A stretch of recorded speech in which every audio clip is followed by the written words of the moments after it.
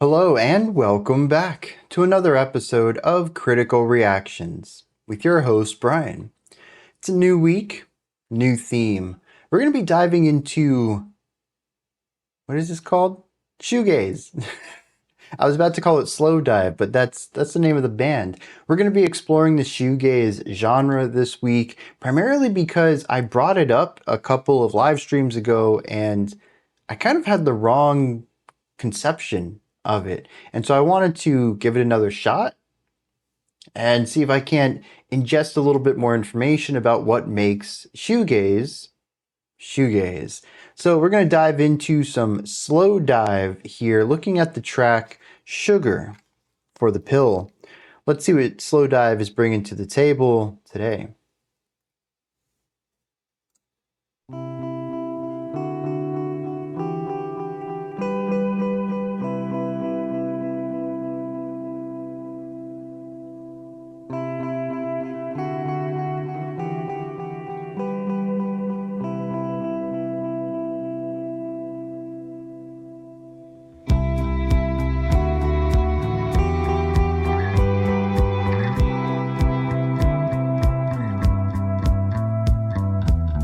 Interesting to have the guitars so reverberant while the bass is very directed.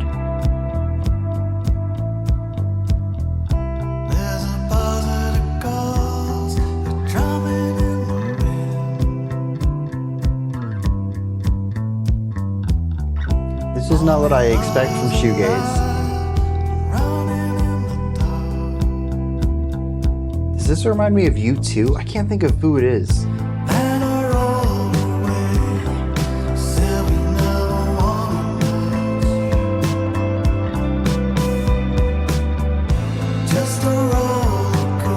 Have I heard this before?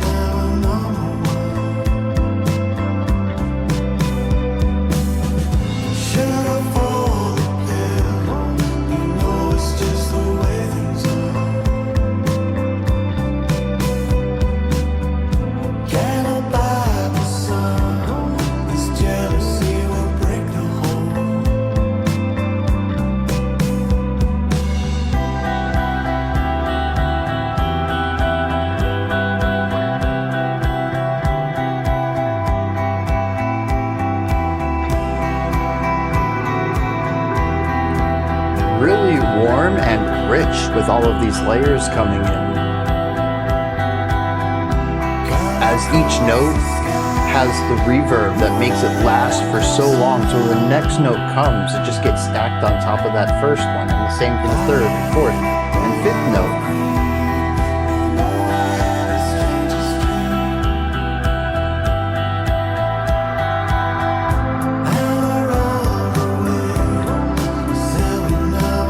It's interesting too, switching from the higher pitched notes to the lower. There's still reverb on them, but it doesn't feel like it takes up as much space. This section feels freer, and I think a lot of it just has to do with pitch than anything else.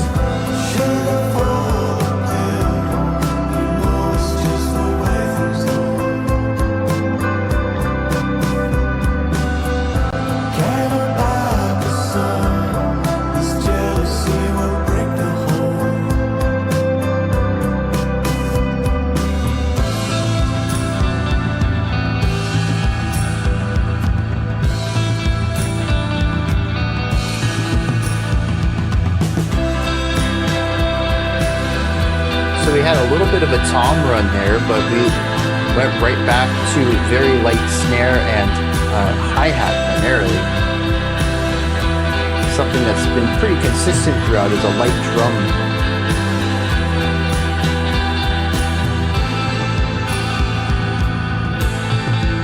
Yeah, a light drum pattern. There was a sound that caught my attention.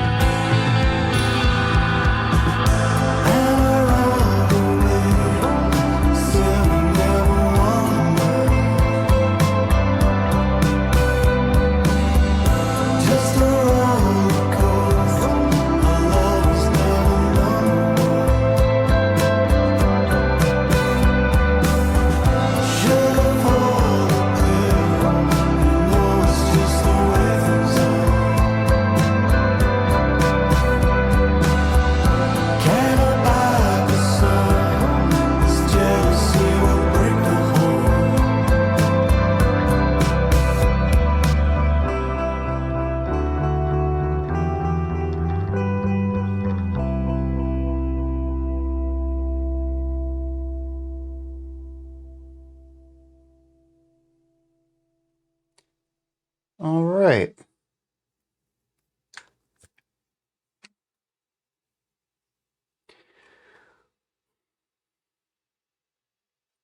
Interesting. Yeah. Okay. So I had mentioned at the beginning of this video that I wanted to listen to more shoegaze because I wasn't quite sure what shoegaze was.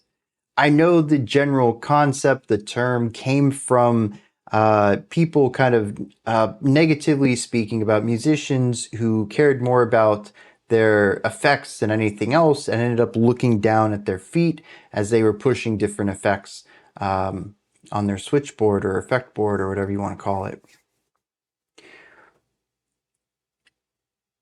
But I kind of associated more of a wall of sound element to it. I've always kind of confused post rock with shoegaze.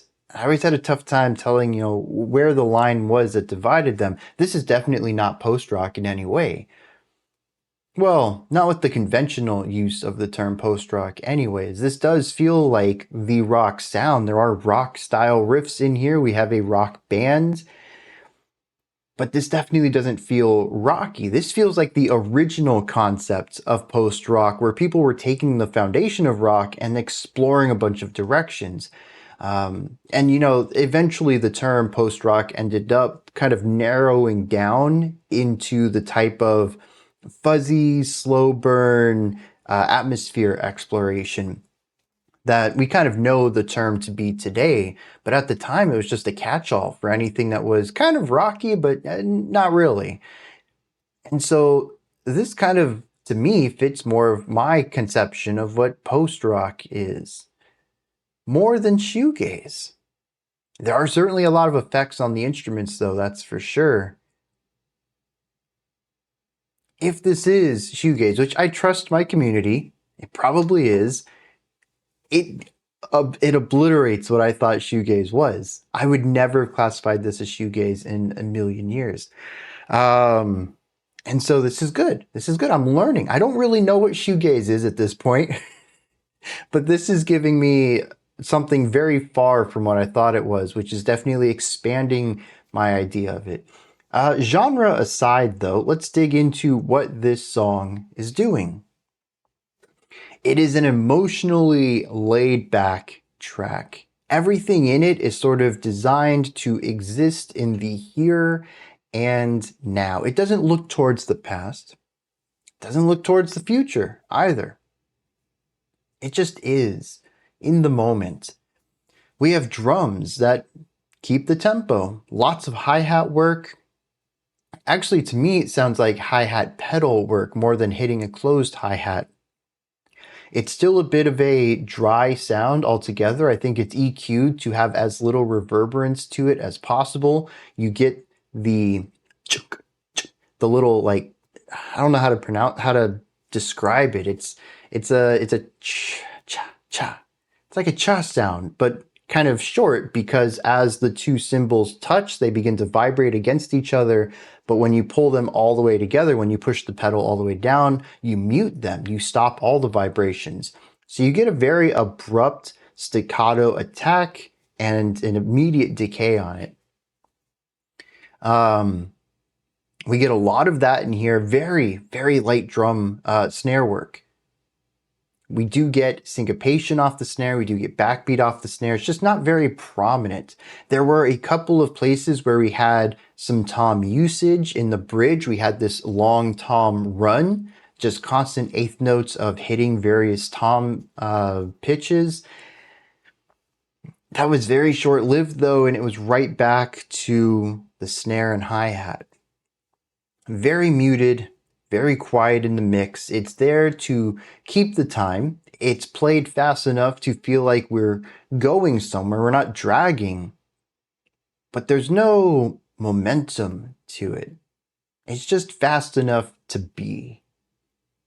It doesn't draw a lot of attention to itself. It just is.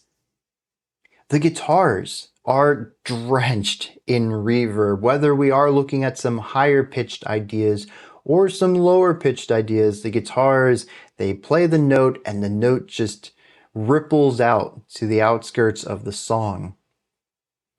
Many times we will have various notes being played rather than just hitting one note over and over, and these notes are going to stack as they reverberate and continue to exist while the other notes are being played, and we actually create this very cool chord out of this. Without the reverb, I would have described this as chord shaping, playing the notes of the chord one by one rather than playing them all at once in a single strum. And you sort of play the notes from lowest to highest, and you kind of shape out what the chord would look like if you had played them all together. Here we kind of get the best of both worlds. We play one note at a time, but because of the reverb, you eventually do hear all of the notes together rather than an illusion of what the notes all together would sound like.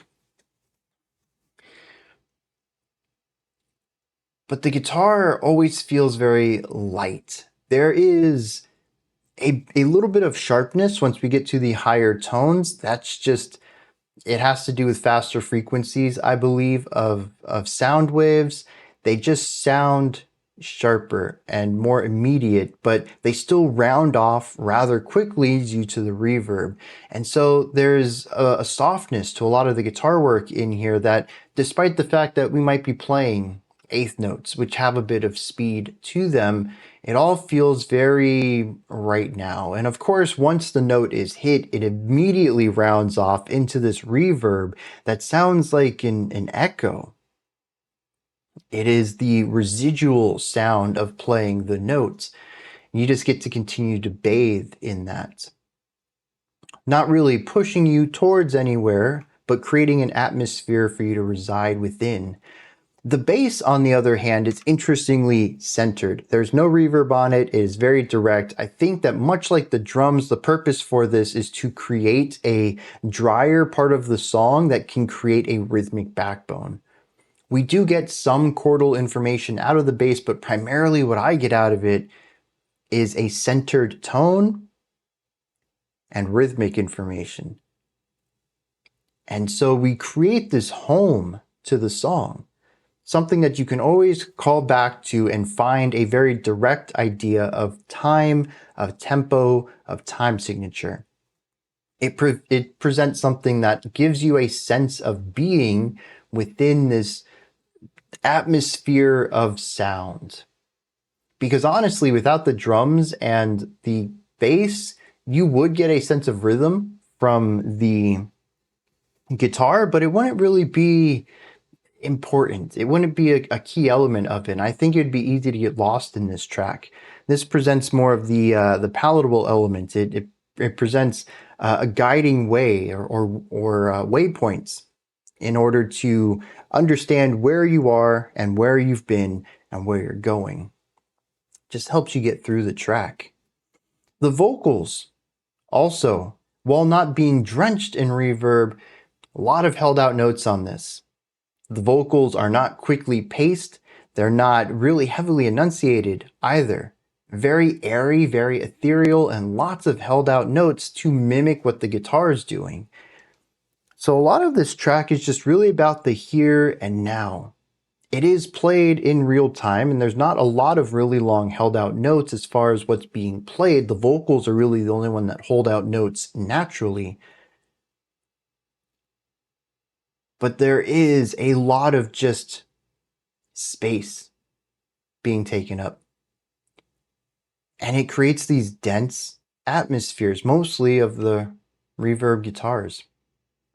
And it just allows you to have this atmosphere wash over you and for you to just be within it in the moment, to not really think about where it's going or where it's been. And honestly, by the time the song was over, I didn't realize 4 minutes were up already. It's kind of wild how quickly the song moves despite it not really having too much momentum and not really a sense of direction either.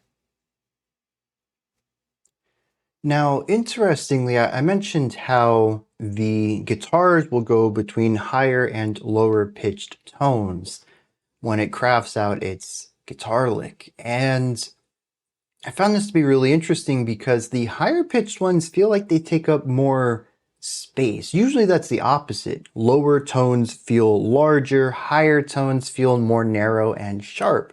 And the opposite kind of appears here, possibly. I'm not entirely sure why this happens, but frequently when we would have the higher range stuff, it would feel, well, eventually it would feel normal. I don't necessarily think it felt claustrophobic or anything, but certainly when we shift from that to the lower ones, it feels open. As if, the roof had been taken off and you just have this expansive sky to look at. Like the dome of a building had been pulled into the side of it and doesn't feel so contained anymore. It feels expansive. And that's exactly what happens in those moments. It's not necessarily that the higher one feels constrained or claustrophobic, it's just in comparison to the vast emptiness that we kind of get when the higher end part is removed. When the guitars are in their lower one, it just feels freeing. I find that to be an interesting idea within this because honestly, the only thing that changes is the pitch. There is a timbre thing that comes with that, especially as you're moving from one gauge string to another gauge string to find those lower tones on the guitar. But the production doesn't shift. The writing doesn't shift. It's not like we're removing layers. We're just changing what one instrument does. And yet it opens up the song so much. On that concept of production, I kind of want to explore this one last thing here. The song doesn't really change mood much. Light drumming, light bass work, big space taken up by the guitars, long drawn out vocals, and similar-ish chord progressions throughout. When you take all of this into account, the song does have highs and lows. It's very easy to find a verse-chorus pattern in here. You can point out where the bridge is. It follows a pretty typical mainstream pattern, and it's easy to find that, but also the song feels very singular. It has key moments where things shift, but it doesn't really feel like the song changes at all. And I think a lot of that comes down to the production side of things. This is a reverb-drenched song. Between that and the limited harmonic ideas constantly keeping a very similar chord progression throughout the song, and I don't know if it's identical, but it is similar, it continues to create a song that just kind of feels like it is. I've been trying to figure out the emotional resonance of this song. It's not really happy. There are positive moments in it, but it also introduces tension at times, though I wouldn't call it sad or anxious or melancholic. It doesn't really have a wistfulness for the past or a drive for the future. It sort of just is. A word I landed on while I was listening to this is apathetic, and I don't know if that's entirely true. No, it isn't. I think the best word for this is carefree. This song just isn't interested in anything other than the song. I'm curious what other people get out of this. Maybe you do find an emotional resonance to it. I don't, though. It just feels like a song designed to explore the idea of not thinking about anything. It sort of is an anti-emotion song. It kind of makes you want to just clear your mind and exist in the moment. That's pretty cool. Again, I'm curious if anyone else gets that. Maybe this is just a me thing, but that's what I got out of it. And it's not too often you find songs that are kind of anti-emotion. Usually a song is designed to feel sad or make you feel sad or make you feel happy or angry or to feel angry or, whatever. Whether the song's trying to exist in an emotion or force that emotion on you, most songs are kind of built around an emotion. This one just isn't. It's not apathy, it's just carefree, devoid of emotion. That's interesting. Let me hit some lyrics on this one. The lyrics are about a breakup, the end of a relationship. The verses are wildly figurative. The first one stating there's a blizzard of gulls. A blizzard of seagulls. That's okay. Using blizzard metaphorically is kind of throwing me right there. Anyways, the seagulls are drumming in the wind. Only lovers alive running in the dark. Yeah, I don't know. Verse 2 says, cut across the sky and move a little closer now. Lying in a bed of greed, you know I had the strangest dream. Again, it goes over my head. These words are not making any sense to me. The chorus, though, makes a lot of sense. Anna rolled away, said we never wanted much, just a roller coaster. Our love was never number one. Sugar for the pill, you know it's just the way things are. Can't abide the sun, this jealousy will break the whole. Now this is also rather scatterbrained, much like the verses. It's a bunch of ideas that don't necessarily bleed well into each other on a literal sense, but if you look just below the surface, you can kind of see how they all fit together. So we have the idea that this person named Anna rolled away, went away from something, but eventually states that our love was never number one. So kind of presenting that this relationship was never a high priority, or at least was never the highest priority. And so she rolled away from it, describing the relationship as just a roller coaster. Had its ups, had its downs. It was kind of fun, exhilarating, but over quickly. It says this is sugar for the pill, so I'm trying to soften the blow with this. It says it's just the way things are. Sometimes relationships are just short. It says this jealousy will break the whole. So either Anna or the narrator were jealous. Some sort of jealousy. Maybe there wasn't necessarily infidelity in the relationship, but there was some jealousy. There was a power divide here, possibly. Maybe one was giving more than the other in the relationship. For whatever reason, though, one person wanted more out of the relationship than the other. And she said eventually it's just going to break the whole. It's the way things happen. It's just the way things are, as 2 lines prior states. So that's it. It's a breakup song. I listen back and I don't hear sadness in this. But maybe it's just that perspective on it. It's not a sad song. It is the end of something, but it's also the beginning of something else. This relationship was great while it lasted, but things fall apart. It's just the way things happen. What can you do about it? And kind of bringing that attitude to the music.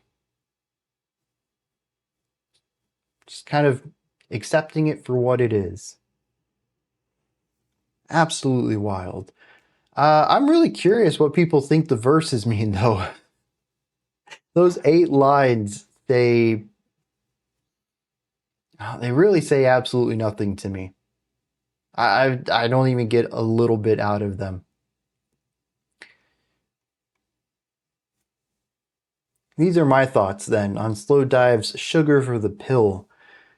An interesting little track, one that I thought I had a grasp on and might have, but also really threw me for a loop and really jostled my understanding of shoegaze. So I'm curious about where this week takes us because I really want to get some more facts down about what this genre is. What are your thoughts about this though? Do you enjoy it? Is there anything that stood out to you? Maybe something that you want to add on to what I said or correct me on? Maybe you have a different opinion on things. Please put all of that and any other thoughts you have down into the comments section. Above that, in the description box, you'll find a link to Linktree. Takes you here. You can find links to my music, ways to support the channel. You can find the Discord server and so much more in there. Go ahead and check it out. Above that, if you could, like, subscribe, and ring the bell. I greatly appreciate all three.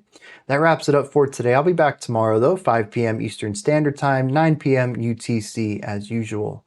Until next time, remember to be critical, not cynical, of the music you listen to, and have a fantastic morning, afternoon, or evening, whenever you choose to watch my videos.